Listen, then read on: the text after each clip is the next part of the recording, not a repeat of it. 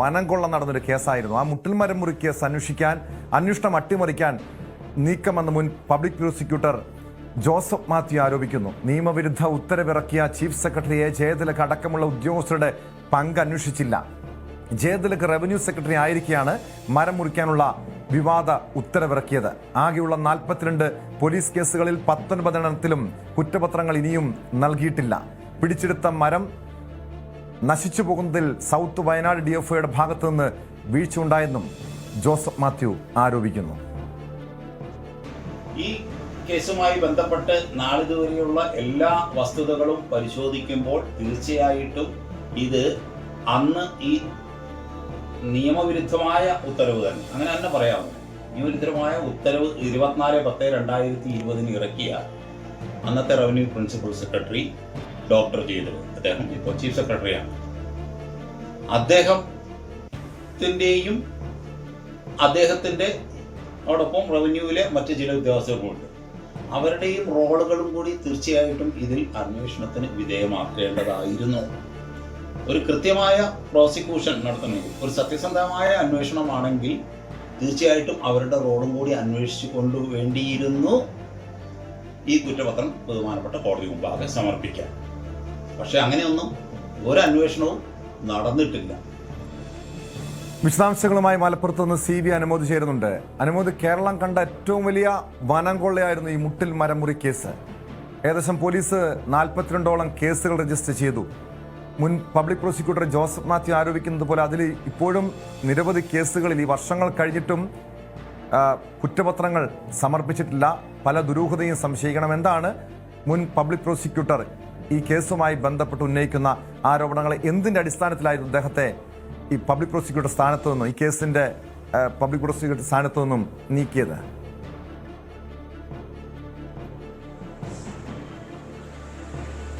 Tom, ഗുരുതരമായ ആരോപണങ്ങളാണ് ഇപ്പോൾ ശ്രീ അഡ്വക്കേറ്റ് ജോസഫ് മാത്യു ഉന്നയിച്ചിരിക്കുന്നത്. അദ്ദേഹം പറയുന്നതിൽ പ്രധാനപ്പെട്ട ഒരു കാര്യം, ഈ ഒരു കേസിൽ വല്ലാതെ കാലതാമസം വരുന്നുണ്ട് എന്നുള്ളതാണ്. ഇപ്പോൾ 5 വർഷമാകാൻ പോവുകയാണ്. എന്നിട്ടും ഈ കേസിന്റെ നടപടിക്രമങ്ങൾ പൂർത്തിയാവുന്നില്ല. അതിലും പ്രധാനപ്പെട്ട ഒരു കാര്യം, ഈ കേസിലെ കുറ്റപത്രം വളരെ ദുർബലമാണ്.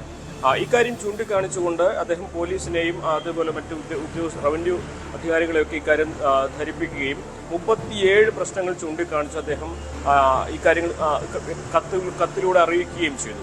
അങ്ങനെ ഈ കുറ്റപത്രം ദുർബലമാണെന്ന കാര്യം വിശദീകരിച്ചതിന്റെ തൊട്ടു പിന്നാലെ അദ്ദേഹത്തെ ഈ കേസിൽ നിന്ന് ഒഴിവാക്കി എന്നാണ് അദ്ദേഹം പറയുന്നത്. അതായത് കൃത്യമായ ഉന്നത അധികൃതരുടെ അറിവോടെ തന്നെയാണ് പോലീസിന്റെ ഭാഗത്തു നിന്നും മറ്റു ഉദ്യോഗസ്ഥരുടെ ഭാഗത്തു നിന്നൊക്കെ ഇവരെ രക്ഷിക്കുവാൻ വേണ്ടി മുട്ടിൽമരം മുറി കേസ് അട്ടിമറിക്കാനുള്ള ശ്രമങ്ങൾ നടക്കുന്നത്. ദുർബലമായ ഒരു കുറ്റപത്രം കൊണ്ട് ഈ കേസ് ജയിക്കാനാകില്ലെന്ന് ചൂണ്ടിക്കാണിച്ചപ്പോൾ തന്നെ ആ സ്ഥാനം ഒഴിവാക്കുകയാണ് ചെയ്തതെന്നാണ് അദ്ദേഹം ആദ്യമായി പറഞ്ഞിട്ടുള്ള കാര്യം. രണ്ടാമതായിട്ട് അദ്ദേഹം പറയുന്നത്, ഈ കേസിന്റെ അടിസ്ഥാനപരമായിട്ടുള്ളത് ഈ ഉത്തരവ് വരാനുള്ള സാഹചര്യമാണ്. അതിൽ അന്നത്തെ റവന്യൂ സെക്രട്ടറി ആയിട്ടുള്ള ഈ ജയതിലകൻ ഉൾപ്പെടെ അതിൽ പങ്കുണ്ട്. എന്നാൽ അക്കാര്യങ്ങളൊന്നും അന്വേഷിക്കാതെ ഈ മരം മുറി മാത്രമായിട്ട് അന്വേഷിച്ച് കുറ്റപത്രം സമർപ്പിക്കുമ്പോൾ സ്വാഭാവികമായിട്ടും ഉന്നതരെ രക്ഷിക്കാനുള്ള നീക്കങ്ങളുടെ ഭാഗമായിട്ടാണ് ഈ നടപടികൾ എന്ന് വ്യാഖ്യാനിക്കേണ്ടി വരും, വിലയിരുത്തേണ്ടി വരും. അപ്രകാരം തന്നെയാണ് ഈ കേസിന്റെ ഒരു അന്വേഷണം നടന്നിട്ടുള്ളതെന്നും നിലവിൽ ഇനിയും 19 കുറ്റപത്രം കൂടി സമർപ്പിക്കേണ്ടതുണ്ട്. ആ കാര്യത്തിൽ ഒന്നും ഒരു തരത്തിലും കാര്യങ്ങൾ മുന്നോട്ട് പോകുന്ന സാഹചര്യമല്ല എന്നും ഇദ്ദേഹം പറയുന്നുണ്ട്. അതുപോലെ തന്നെ ഈ കേസിലെ കർഷകരാണ് ഈ കേസിൽ ഈ അഗസ്റ്റിൻ സഹോദരന്മാർക്കൊപ്പം തന്നെ പ്രതികളായിട്ടുള്ളത്. അവരെ ഈ കേസിൽ നിന്ന് അവരെ പറഞ്ഞ് പറ്റിച്ചാണ് ഈ മരം മുറിച്ചത് എന്നുള്ള കാര്യങ്ങൾ അവർ റവന്യൂ വകുപ്പ് മുമ്പാകെ അറിയിക്കുകയും ആ കാര്യങ്ങൾ റവന്യൂ വകുപ്പ് ആദ്യം സ്വീകരിക്കുമെന്നും അവരെ സംരക്ഷിക്കുമെന്നും വിശദീകരിക്കുകയും ചെയ്തു. പക്ഷേ അവരുടെ വിശദീകരണം തള്ളിക്കൊണ്ട് ആണ് ഇപ്പോൾ RTOയുടെ ഭാഗത്തുനിന്നുള്ള നടപടി വന്നിരിക്കുന്നത്. അതായത് ഈ കേസിൽ അവർക്കെതിരായ റവന്യൂ നടപടികൾ, അവർ പിഴയടക്കേണ്ടതായിട്ടുള്ള നടപടികളിലേക്ക് പോകേണ്ടി വരും, അല്ലെങ്കിൽ അത്തരത്തിലുള്ള റവന്യൂ നടപടി നീക്കങ്ങളുമായി അവർ മുന്നോട്ട് പോവുകയാണ്. അത് കർഷകരെ സംരക്ഷിക്കുന്ന ഉറപ്പ് സർക്കാരിന്റെ ഭാഗത്തുനിന്ന് ഉണ്ടായത് ലഭിച്ചിട്ടില്ല എന്ന മറ്റൊരു പ്രധാനപ്പെട്ട കാര്യം കൂടി ഇതിൽ പറയേണ്ടതുണ്ട്. അപ്പോൾ അങ്ങനെ കർഷകരെ മാത്രം ബലിയാടാക്കി, എന്നാൽ ഈ കേസിലെ ആസൂത്രകരായിട്ടുള്ള ഉന്നത ഉദ്യോഗസ്ഥരെയും അഗസ്റ്റിൻ സഹോദരന്മാരെയും ഒക്കെ സംരക്ഷിക്കുന്ന തരത്തിലുള്ള നിലപാടാണ് അന്വേഷണ സംഘത്തിന്റെ ഭാഗത്ത് ഉണ്ടാകുന്നത് എന്നതാണ് ഏറ്റവും പ്രധാനപ്പെട്ട ഒരു ആരോപണമായിട്ട്, അല്ലെങ്കിൽ അദ്ദേഹത്തിന്റെ ഭാഗത്ത് പറയാനുള്ള പ്രധാനപ്പെട്ട ഒരു കാര്യം. അതോടൊപ്പം തന്നെ വനം വകുപ്പിന്റെ ഭാഗത്തു നിന്നും ഈ കേസിൽ ചില വീഴ്ചകൾ സംഭവിച്ചത് അദ്ദേഹം പറയുന്നുണ്ട്. വനം വകുപ്പ് ഈ കേസിൽ അന്വേഷണം തുടങ്ങിയെങ്കിലും കുറ്റപത്രം സമർപ്പിച്ചിട്ടില്ല. അതിന്റെ കാരണമായി വനം വകുപ്പ് പറയുന്നത്, വനം വകുപ്പ് ചുമത്തിയിരിക്കുന്നത് നാമമാത്രമായ അല്ലെങ്കിൽ വലിയ ശിക്ഷ കിട്ടുന്ന വകുപ്പുകളല്ല എന്നുള്ളതാണ്. വനംവകുപ്പിന്റെ ഭാഗത്തുണ്ടായ അന്വേഷണത്തിൽ അത്തരം വകുപ്പുകൾ ചുമത്താനുള്ള കുറ്റമാണ് വനംവകുപ്പിനുള്ളത്. പക്ഷേ അങ്ങനെ വനംവകുപ്പ് ഒരു കുറ്റപത്രം സമർപ്പിച്ചാൽ അതിൽ ചെറിയ ശിക്ഷകൾ നൽകി ഇവർ രക്ഷപ്പെടുമെന്നൊരു വിശദീകരണമാണ് വനംവകുപ്പ് നൽകുന്നത്. പക്ഷേ അങ്ങനെയല്ല. അദ്ദേഹം ജോസഫ് മാത്യു പറയുന്നത് വനംവകുപ്പിന്റെ ഭാഗത്തുനിന്ന് കൂടി ഒരു നടപടി ഉണ്ടായിരുന്നെങ്കിൽ അതും ഈ കേസിന് സഹായകമാകുന്ന ഒരു സാഹചര്യം തീർക്കുമായിരുന്നു. അത്തരത്തിലൊരു നീക്കം വനംവകുപ്പിന്റെ ഭാഗത്തുനിന്ന് ഉണ്ടായിട്ടില്ല. അതായത് റവന്യൂ, പോലീസ്, വനംവകുപ്പ് എന്നീ 3 വിഭാഗങ്ങളും ഒരുമിച്ച് നീങ്ങിയാൽ മാത്രമാണ് ഈ കേസിൽ കൃത്യമായ നടപടികൾ ഉണ്ടാവുക. എന്നാൽ അത്തരത്തിലൊരു നീക്കം ഈ ഉദ്യോഗസ്ഥരുടെ ഭാഗത്തുനിന്ന് ഉണ്ടാകുന്നില്ല. ഉന്നത ഉദ്യോഗസ്ഥരെ സംരക്ഷിക്കുന്ന തരത്തിലേക്ക് സാഹചര്യങ്ങൾ മാറുകയാണ്. ജയതിലക്കടക്കമുള്ളവർക്ക് സുരക്ഷ ഒരുക്കുന്ന തരത്തിലാണ് പോലീസിന്റെ ഭാഗത്തുനിന്ന് അന്വേഷണം ഉണ്ടായിരിക്കുന്നത്. അത് കൃത്യമായിട്ട് ഒരു വിചാരണയ്ക്കിടെ ഒളിഞ്ഞു പോകാവുന്ന കുറ്റപത്രമാണ് പോലീസ് ഇപ്പോൾ തയ്യാറാക്കിയിട്ടുള്ളതെന്നും ഇനിയും കേസുകളിൽ കുറ്റപത്രം സമർപ്പിക്കാൻ ഉണ്ടെങ്കിലും അതിൽ കാലതാമസം വരുന്നത് ഈ ഒരു പോലീസിന്റെ ഭാഗത്തുനിന്നുള്ള മെല്ലെപ്പോക്ക് കൊണ്ടാണെന്നും ഇത് കൃത്യമായ മുകളിൽ നിന്നുള്ള അന്വേഷണ ഉദ്യോഗസ്ഥർക്കുമുള്ള വന്ന സമ്മർദ്ദം കാരണമാണെന്നും കേസ് അട്ടിമറിക്കാനുള്ള നീക്കങ്ങളുടെ ഭാഗമാണെന്നുമാണ് അദ്ദേഹം വിശദീകരിക്കുന്നത്. ടോം, തീർച്ചയായും എന്തായാലും മുൻ പബ്ലിക് പ്രോസിക്യൂട്ടർ ഉന്നയിക്കുന്നത് ഗൗരവമേറിയ വിഷയമാണ്. അനുമോദ്, എ ജയതിലകനെതിരെ, അതായത് നിലവിലെ ചീഫ് സെക്രട്ടറി ആയിട്ടുള്ള എ ജയതിലകനെതിരെ IAS ഉദ്യോഗസ്ഥർ തന്നെയാണ് പല ആരോപണങ്ങളും ഉന്നയിച്ച് രംഗത്തെത്തിയത്. പക്ഷെ അതിനുശേഷവും അദ്ദേഹം ചീഫ് സെക്രട്ടറി പദവിയിൽ വരുന്നു. സ്വാഭാവികമായും ഏറ്റവും ഉന്നതമായൊരു പദവിയിൽ നിൽക്കുമ്പോൾ ഈ കേസിൽ അദ്ദേഹത്തെ രക്ഷിക്കാൻ വേണ്ടിയുള്ള പല ഗൂഢശ്രമങ്ങളും ഉണ്ടാകാം. പക്ഷെ ഇവിടെ ഈ കേസിലെ പ്രതികളായിട്ടുള്ള അഗസ്റ്റിൻ സഹോദരങ്ങൾ, അവരുടെ പല ഇടപാടുകളും ഈ സമീപകാലത്ത് വന്നതുൾപ്പെടെ സംശയത്തോടെ കാണേണ്ടതാണ്. കാരണം സർക്കാർ സംവിധാനങ്ങൾ പോലും, കൊച്ചി സ്റ്റേഡിയം നവീകരണവുമായി ബന്ധപ്പെട്ടൊക്കെ സർക്കാർ സംവിധാനങ്ങൾ പോലും അവർക്ക് വഴിവിട്ട സഹായങ്ങൾ ചെയ്യുന്നു. ഈ ഇവിടുത്തെ പോലീസ് ഉന്നതർ അവർക്ക് അവരുടെ ഒപ്പം ചർച്ചയ്ക്കിരിക്കുന്നു. അതായത് മെസ്സി വരുന്നതുമായി ബന്ധപ്പെട്ട ചർച്ചയിലൊക്കെ ഈ പോലീസ് ഉന്നതരാണ് ഇരിക്കുന്നത്. അങ്ങനെ വലിയ സ്വാധീനമുള്ള അഗസ്റ്റിൻ സഹോദരങ്ങൾ, അവരെ രക്ഷിക്കാൻ വേണ്ടിയുള്ള വഴിവിട്ട ഇടപാടുകൾ പോലീസിന്റെ ഭാഗത്തു നിന്ന് അല്ലെങ്കിൽ വനംവകുപ്പിന്റെ ഭാഗത്തു നിന്ന് ഉണ്ടാകുന്നു എന്ന് തന്നെയാണോ മുൻ പബ്ലിക് പ്രോസിക്യൂട്ടർ ഉന്നയിക്കുന്ന ആരോപണം? തീർച്ചയായും ഇതിലെ പ്രതികളെ രക്ഷിക്കുവാൻ വേണ്ട തരത്തിൽ തന്നെയാണ് ഇപ്പോൾ നിയമം നടപ്പാക്കേണ്ടവരുടെ ഭാഗത്തുള്ള നടപടികൾ എന്ന് തന്നെ അദ്ദേഹം പറഞ്ഞു വെക്കുന്നുണ്ട്. കാരണം ഇതിൽ അന്വേഷണം നടക്കുകയാണെങ്കിൽ അത് കൃത്യമായ രീതിയിൽ നടക്കുകയാണെങ്കിൽ മാത്രമാണ് പ്രതികൾ ശിക്ഷിക്കപ്പെടുക. ആ പ്രതികൾ എന്ന് പറഞ്ഞാൽ ഇപ്പോൾ നേരത്തെ കൊടുത്ത 69 പേരായിരുന്നു നേരത്തെ പ്രതിപട്ടികയുള്ളത്. അതിൽ 8 പേർ മാത്രമാണ് ഇപ്പോൾ അവശേഷിക്കുന്നത്. കർഷകരെയും മറ്റ് ആളുകളെയും ഒഴിവാക്കിയിട്ട് ഇപ്പോൾ അഗസ്റ്റ് സഹോദരങ്ങളും അതേപോലെ ഡ്രൈവറും അങ്ങനെ വില്ലേജ് ഓഫീസർമാർ, അങ്ങനെ 8 പേർ മാത്രമാണ് ഇപ്പോൾ ഈ ഒരു പ്രതിപട്ടികയിലുള്ളത്.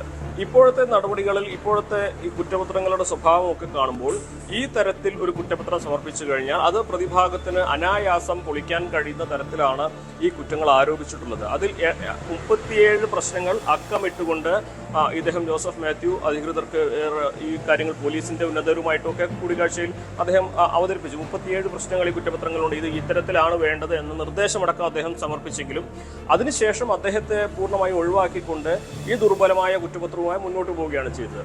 ആ കുറ്റപത്രത്തിലാകട്ടെ ഈ ഉത്തരവ് ഇറക്കിയവരെ കുറിച്ചോ അതിന് കൂട്ടുനിന്നവരെ കുറിച്ചോ അതിന്റെ സാഹചര്യങ്ങളെ കുറിച്ചോ ഒന്നും പറയുന്നില്ല. ഈ മരം മുറിച്ചു എന്നുള്ളത് മാത്രമാണ് ഈ കുറ്റപത്രത്തിൽ പറയുന്നത്. എന്നാൽ ആ മരം മുറിച്ചതിന് ഉത്തരവിന്റെ പിൻബലമുണ്ട് എന്ന കാര്യം നിലനിൽക്കെ മരം മുറിച്ചു എന്നുള്ളൊരു കുറ്റം നിലനിൽക്കില്ല എന്ന് അദ്ദേഹം പറയുമ്പോൾ ഇത്തരത്തിൽ ഒരു ഉത്തരവ് ഇറക്കിയതാണ് ഇതിൽ ആദ്യം അന്വേഷിക്കപ്പെടേണ്ടതെന്നും അല്ലെങ്കിൽ ഈ ഉത്തരവ് ഇറക്കിയതിന് പിന്നിലെ ഗൂഢാലോചനയാണ് ആദ്യം വ്യക്തമാകേണ്ടതെന്നും അദ്ദേഹം പറയുമ്പോൾ ആ ഉത്തരവ് ഇറക്കുന്ന സാഹചര്യത്തിലേക്കോ അതിന്റെ പിന്നിലെ മറ്റ് വിശദമായി പരിശോധിക്കേണ്ട വിഷയമാണ്. ആ ഉത്തരവ് ഇറക്കിയതിൽ നിയമവിരുദ്ധമായിട്ടുള്ള നടപടികൾ നടന്നിട്ടുണ്ടോ? അങ്ങനെയെങ്കിൽ ആർക്കു വേണ്ടിയാണ് ആ വഴിവിട്ട് ഇടപാടുകൾ നടന്നത്? അതിൽ രാഷ്ട്രീയ ഉന്നതർക്ക് ബന്ധമുണ്ടോ? തുടങ്ങിയ കാര്യങ്ങളൊക്കെ പരിശോധിക്കണം. പക്ഷേ നമ്മുടെ ഇവിടുത്തെ ഏജൻസികൾ, അന്വേഷണ ഏജൻസികൾ ഈ സംഭവത്തെക്കുറിച്ച് പരിശോധിച്ചു കഴിഞ്ഞാൽ, അന്വേഷണം നടത്തി കഴിഞ്ഞാൽ ഒരിക്കലും സത്യം പുറത്തു വരില്ല എന്ന കാര്യത്തിൽ യാതൊരു സംശയവുമില്ല. അതുതന്നെയാണ് ഈ കാര്യങ്ങളിൽ ചില സംശയങ്ങൾ ഉന്നയിച്ച് പരസ്യ പ്രസ്താവന നടത്തിയ മുൻ പബ്ലിക് പ്രോസിക്യൂട്ടർ ജോസഫ് മാത്യുവിനെ ആ സ്ഥാനത്ത് നിന്ന് നീക്കിയത് തന്നെ. പക്ഷേ അങ്ങനെയെങ്കിൽ ജോസഫ് മാത്യുവിൻ്റെ ആവശ്യം എന്താണ്? നിലവിലെ അന്വേഷണത്തിൽ അദ്ദേഹത്തിന് യാതൊരു തൃപ്തിയുമില്ല.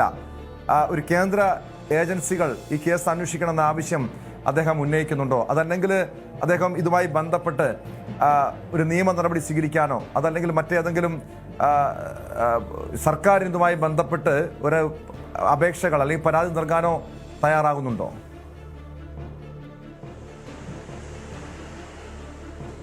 ടോം, നിലവിൽ ഇദ്ദേഹത്തിന് ഈ കേസുമായിട്ട് ഒരു ബന്ധവുമില്ല എന്നുള്ളതാണ്. ഇപ്പം നിലവിൽ കേസ് APP ആണ്, അതായത് അഡീഷണൽ പബ്ലിക് പ്രോസിക്യൂട്ടറാണ് കേസ് ഈ കോടതിയിൽ കൈകാര്യം ചെയ്യുന്നത്.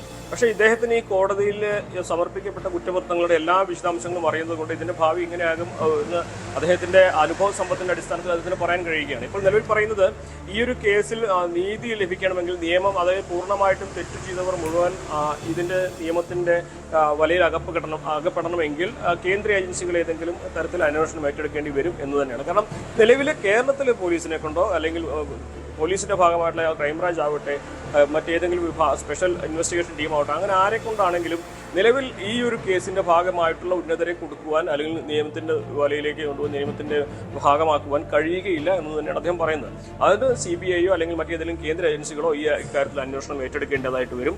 നിലവിൽ ഈ വിഷയം ഉന്നയിക്കപ്പെടാനുള്ള പ്രധാനപ്പെട്ട ഒരു കാരണം കേസിൽ ഇരകളാക്കപ്പെട്ട കർഷകരുടെ വിശദീകരണം അത് റവന്യൂ വകുപ്പ് തള്ളി എന്നുള്ള ഒരു സാഹചര്യത്തിൽ കൂടിയാണ് അദ്ദേഹത്തിന്റെ വാക്കുകൾ ഇപ്പോൾ പ്രസക്തമാകുന്നത്. അതായത് തങ്ങളെ വഞ്ചിച്ചുകൊണ്ട് പറ്റിച്ചുകൊണ്ട് പണം, ചെറിയ തോതിൽ പണം അതായത് 10,000 രൂപയോ മറ്റോ കൊടുത്ത് നൂറ്റാണ്ടുകൾ പഴക്കമുള്ള മരങ്ങൾ ഈ അഗസ്റ്റിൻ സഹോദരന്മാർ മുറിച്ചു കൊണ്ടുപോവുകയായിരുന്നുവെന്ന കർഷകരുടെ വിശദീകരണം റവന്യൂ വകുപ്പ് തള്ളിയതിന്റെ പിന്നാലെയാണ് അദ്ദേഹത്തിന്റെ ഭാഗത്തിൽ ഈ പ്രതികരണം ഉണ്ടായിട്ടുള്ളത് എന്നുള്ളതാണ് പ്രധാനപ്പെട്ട കാര്യം. കേസിൽ കർഷകർ ഇരകളാക്കപ്പെടുകയും ഇതിന്റെ ആസൂത്രകരായിട്ടുള്ള ഇതിന്റെ മുഖ്യ ഗുണഭോക്താക്കളായ ആളുകളൊക്കെ ഇതിന്റെ രക്ഷപ്പെടുകയും ചെയ്യുന്ന സാഹചര്യത്തിലേക്ക് ഈ പുതിയ സംഭവവികാസങ്ങൾ വഴിവെക്കുന്നുണ്ട് എന്നാണ് അദ്ദേഹം പറയുന്നത്. എന്നാണെങ്കിൽ ഇതിൽ നീതി നടപ്പാക്കണമെങ്കിൽ ഒരുപക്ഷെ കേന്ദ്ര സംഘം അല്ലെങ്കിൽ കേന്ദ്രത്തിലുള്ള ഏതെങ്കിലും അന്വേഷണ ഏജൻസി ഇക്കാര്യം അന്വേഷിക്കേണ്ടതായിട്ടുണ്ട് എന്നുകൂടി അദ്ദേഹം പറഞ്ഞു വെക്കുന്നുണ്ട്. ടോം,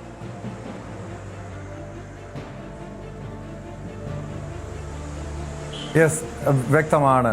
മലപ്പുറത്ത് നിന്ന് CV അനുമോദാണ് വിവരങ്ങൾ നൽകിയത്. മറ്റൊരു പ്രധാനപ്പെട്ട വാർത്തയാണ് സ്പോട്ട് ലൈവിന് പരിശോധിക്കുന്നത്.